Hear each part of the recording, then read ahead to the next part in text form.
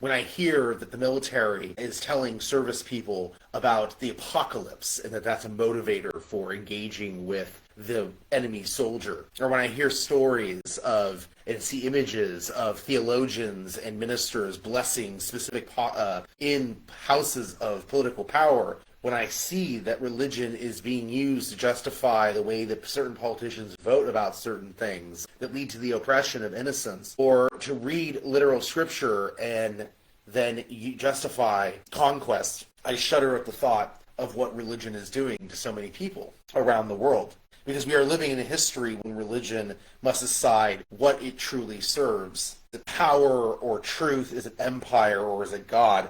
We can see the rise of nationalism, nations posturing against each other, weapons being used to kill innocents and enemy soldiers. And although this happens throughout history, using Scripture to justify or be invoked for these things, Scripture is being read as though it were a military or political blueprint, or a roadmap for one's traditional or conservative or political values.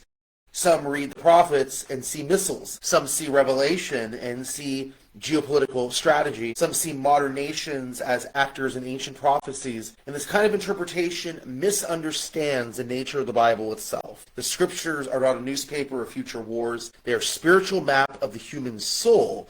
And this is where the teachings of Swedenborg are so profoundly important for our time. It gets us away from that literal reading of the text, the literal need to apply religious ideas to political ideology that divides us. Swedenborg asks us to look inward constantly, to think about what are you doing as an individual to be ambassadors of heaven on earth, to manifest heavenly goodness and truth here in the material world. And that's certainly not going to war. That's certainly not oppressing those who are different from you. Swedenborg taught the Bible contains deeper spiritual sense beneath the literal words. Battles in Scripture correspond to spiritual struggles. Nations represent states of the human mind. Enemies are symbolizing the forces of selfishness, hatred, and falsehood within us. In other words, the real war in Scripture is not between countries.